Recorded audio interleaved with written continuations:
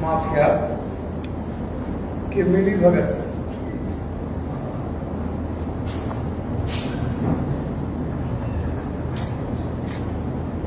ब्रोकरी का काम होता है। लगभग पदाधिकारी ब्रोकरी के कामों में इन्वॉल्व। मैं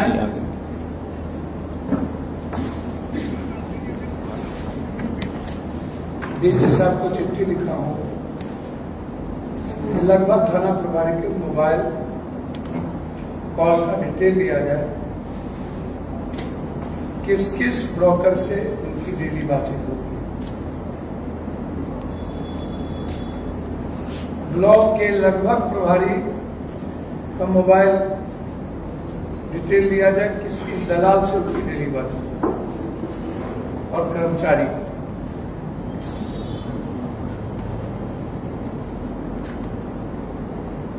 किस किस नेता, ठेकेदार और पदाधिकारी का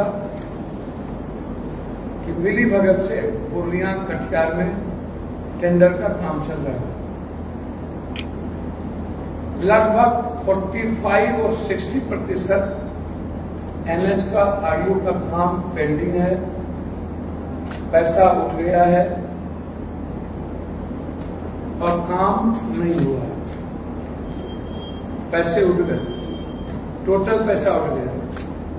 उसमें कई बड़े नेताओं का परिवार के नाम से कंस्ट्रक्शन है। हम उसकी जांच कराएंगे निगरानी से, और ये जांच हम सदन के भीतर भी स्पीकर को, मंत्रालय को लिख करके देंगे कि केंद्रीय एजेंसी की जो भी स्कीम है उसकी जांच मंत्रालय से कराएगी, और स्टेट गवर्नमेंट की जांच को यदि नहीं किया गया तो हम हाईकोर्ट में पीआई करेंगे।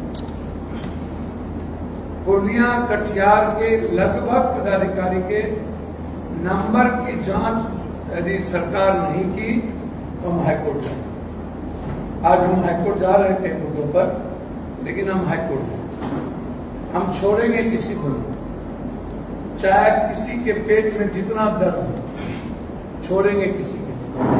उसमें मीडिया के भी कई लोगों का टेलीफोन माफियाओं के से और क्या कहते हैं ब्रोकर के साथ क्लियरिटी है। उसकी दिनचर्या में बात होती, कई ऐसे मीडिया कर्मी। सवाल उठता है कि मीडिया पार्टी क्यों बनती है? जिस एक घर दुनिया में कसता है, जिस थाली में खाते आप उसी थाली में छेद कर दो। अरे किसी को तो बकसिए। मेरा कोई इन्फॉर्मेशन जब किसी चीजों में नहीं है, आपको एक्सपेक्टेशन हम नहीं कर। सिस्टम से मेरी लड़ाई है, मीडिया से तो नहीं है। मीडिया के लिए कहते हम फ्रेंडली हैं और हम रिस्पेक्ट देते हैं, लेकिन इसमें कुछ लोग पार्टी बन के और जातीय आधार पर काम करते हैं जो सही नहीं है। मेरा आग्रह होगा कि पार्टी और जातीय आधार पर कुछ साथी जो काम कर रहे हैं वो ना करें।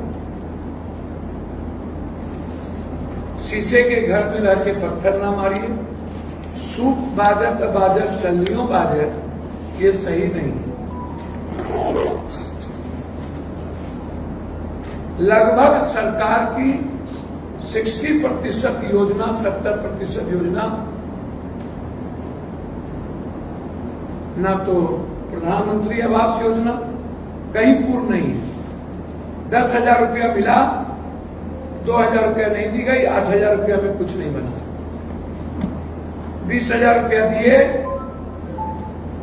18,000 रुपया, 14,000 रुपया मिला, 16,000 रुपया मिला, 4,000 नहीं मिला, कुछ नहीं बना। ईटा खड़ा करके घर वैसे पड़ा। जल नल योजना पूरी लूट हो गई, पूरी। और कहीं भी दलित बस्ती में, आदिवासी बस्ती में लगभग 90% ओडीएफ नहीं है, लगभग। और ब्लॉक में मोटेशन और जमाबंदी में सीओ का ऑफिस 1 करोड़ का प्रैक्टिस है, 1 करोड़ रुपए सीओ की ऑफिस की। और यही स्थिति मनरेगा की,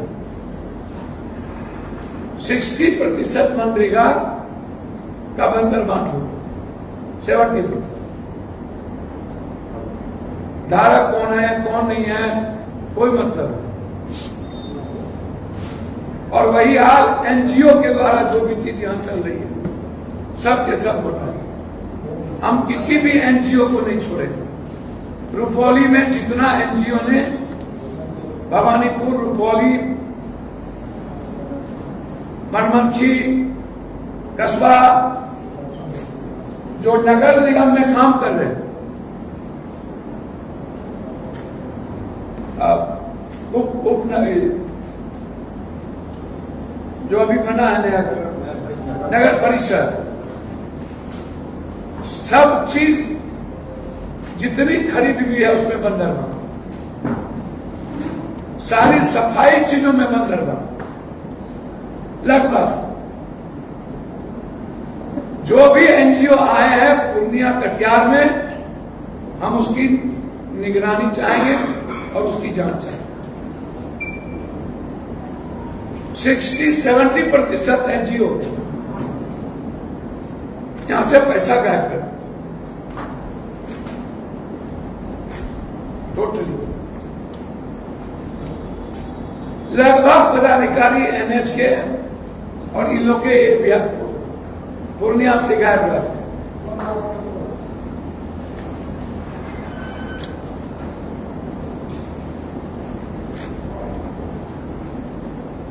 ये परिस्थिति,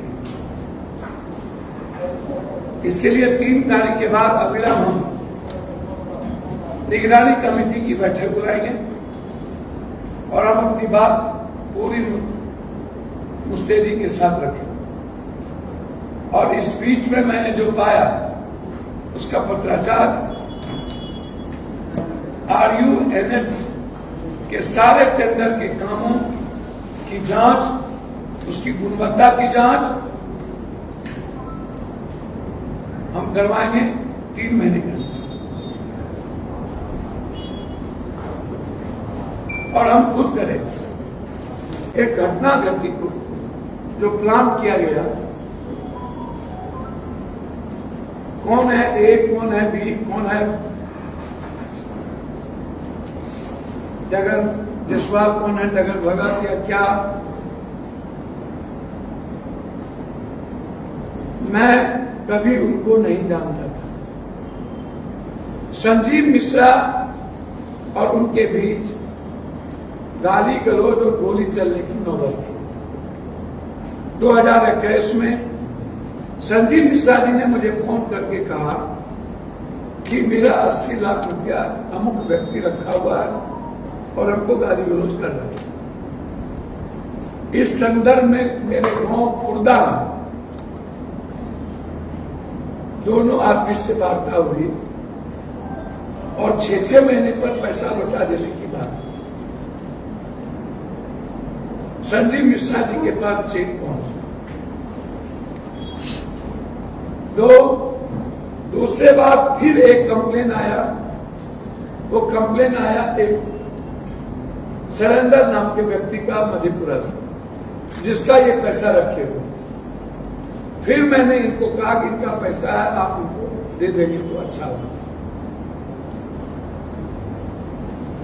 आज तक उसके बाद मेरी जिंदगी में न तो मैं इसको देखा हूं, ना मैं कभी नाम सुना, ना मैं कभी इन्हें जानता हूं। उनके एक पाप नहीं है, उनकी अनेक पाप है। उनके पीछे एक बिजनेसमैन है पूर्णिया का, धफरू चौधरी या धफरू चौधरी या जकरू चौधरी, नाम हम नहीं बोलते। एक पूर्व विधायक है जिसका नाम खलंदर है या भलंदर यादव है, या ललिंदर यादव है, जिन्होंने अपने आका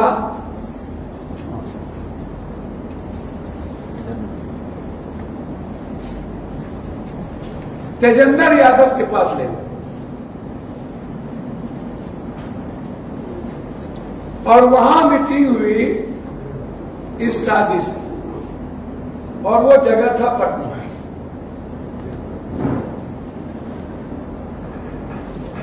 और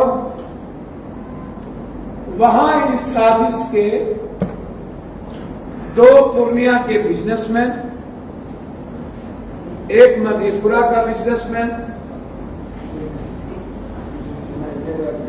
एक माननीय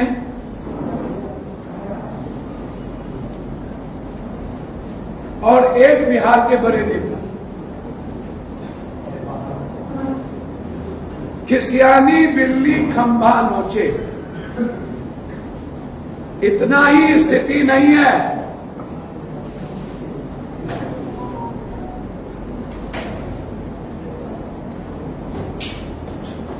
स्थिति इतना ही नहीं है, पप्पू यादव को मरवाने की भी गंभीर साजिश,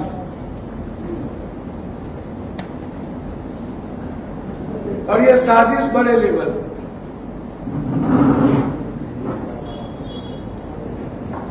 कई बार मैंने सुरक्षा का मांग किया,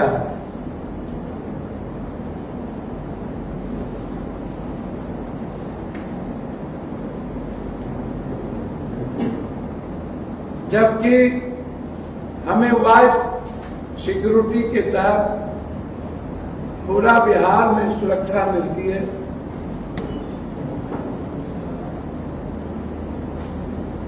चुनाव में भी मारने की बात कही गई, तो इतनी बात नहीं है। और इसके बाद कुछ छुटभइये पत्रकार लोग इसके हिस्सा हो जाते हैं, क्योंकि पप्पू यादव से टीआरपी मिलती है, व्यूअर्स मिलते हैं, तो व्यूअर्स के लिए किसी की जिंदगी खत्म मत करिए। टीआरपी के लिए मैं जिंदगी में 57 साल में जितना हर्ट मैं इस घटने से हुआ, दुनिया में उतनी हर्ट आज तक कोई मार नहीं देता गोली, और हम मर भी जाते तो हमको सुकून मिलता। लेकिन यह घटना जिसके बारे में मैं सपना में भी नहीं सोच सकता था, एक सप्ताह के अंदर वो पटना में कहां गए, किस किस से मिले, उसके मोबाइल का लोकेशन क्या है, यहां पर वो किस किस से मिले, उनके मोबाइल का प्रिंट आउट निकाला जाए, और आज मैं केस करने उन पे जा रहा हूं। यहां के पदाधिकारी के तरीके पर कि आखिर क्या कारण है कि आप बिना इन्वेस्टिगेशन के, सुप्रीम कोर्ट का लॉ है कि आप मैसेजिंग पर और सोशल मीडिया पर आप किसी कीमत पर केस नहीं करते, लॉ है। हमसे कभी कोई वार्ता आमने सामने नहीं हुई, ना मुलाकात है, और वो खुद कह रहा है कि ना मुझसे पैसा मांगा गया, मैं ना दिया, ना मेरे कोई बात है। खुद इंटरव्यू दिया है उन्होंने, और उसके बाद फिर ABCD के कहने पर उनको ये देखा जाए कि ये जो अमित जी एग्जीक्यूटिव इंजीनियर हैं, उनसे 5 महीने के अंदर कितने बार बातचीत हुई। क्या अमित जी उनका दुकान का और वो जो हरभर भगत है, उनके दुकान का, उनके घर का CCTV फुटेज कि उनके यहां कौन कौन खाना कौन कौन ब्रोकर, कौन कौन लोग गए। अमित जी की कितने दिनों से इनकी मधेपुरा से दोस्ती है, और अमित जी का कोई मतलब मेरे से है या नहीं। पीजी के कॉलेज से जब वो पढ़ते थे तब से, इंजीनियरिंग से लेके बीएसएनएल एसडीओ, जब वो सहरसा में था, मैं एग्जीक्यूटिव में एमपी था, तब से मेरे मीटिंग में आना, और उसके बाद यह कहना कि अमित नामक व्यक्ति, ना उसका कोई वॉइस रिकॉर्डिंग है, ना पप्पू यादव के आपके पास कोई वॉइस रिकॉर्डिंग है कि हमसे क्या मांगा। आप कहते हैं डिलीट हो गया, तो फिर इतनी जल्दीबाजी क्या थी कि सोशल मीडिया पे चढ़ा दिए गए, प्रेस रिलीज दे दिया गया, और फिर ऐसी जल्दीबाजी क्या हुई कि उसको सोशल मीडिया से हटा लिया गया। फिर ऐसी जल्दीबाजी क्या हुई कि फिर अपलोड कर दिया गया। और इतना ही नहीं, 385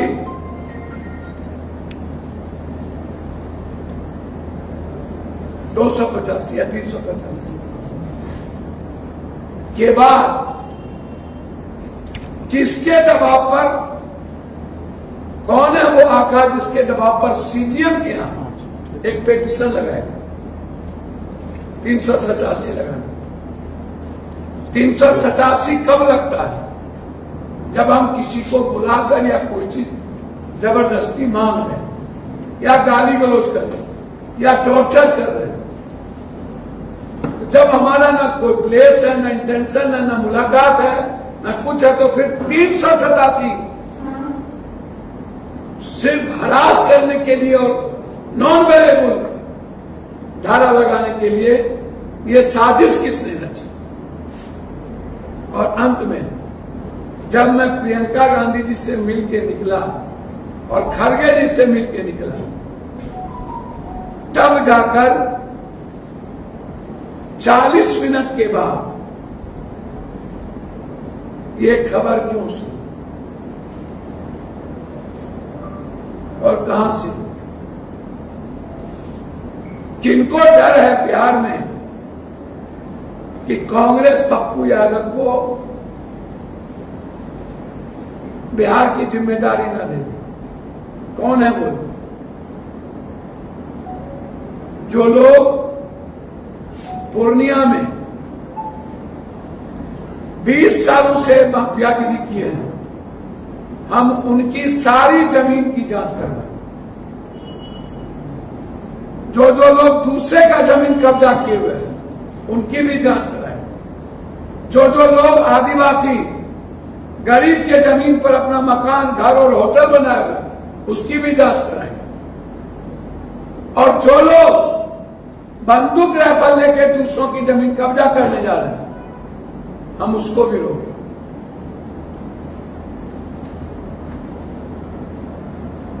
जितनी ताकत लगाना हो, हम चैलेंज को एक्सेप्ट करते हैं, मुख्यमंत्री जी हो या प्रधानमंत्री जी, मंत्री जी हो या तेजेंद्र ही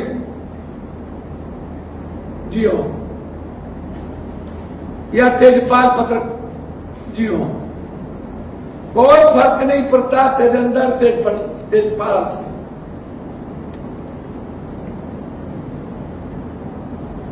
हम पूरी आजादी देते हैं, हम जंग के लिए तैयार हो चुके हैं।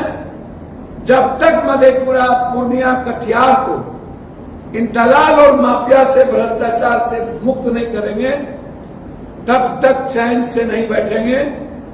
सुप्रीम कोर्ट हो या हाई कोर्ट का दरवाजा जाना हो जाएंगे। लीगल वकील को खड़ा कर चुके हैं।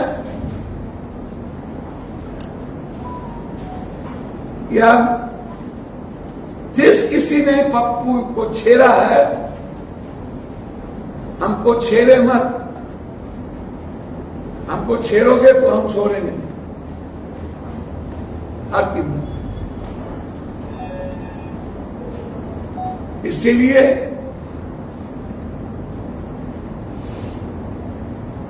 मेरी जिंदगी में बहुत कष्टप्रद दिन रहा है।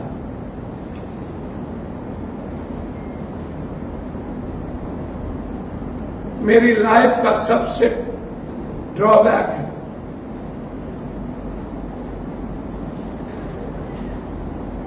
जिस किसी ने चांद पर दाग लगाने की कोशिश की,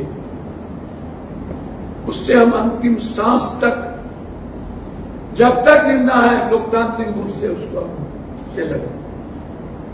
या हम और लोग नहीं हैं।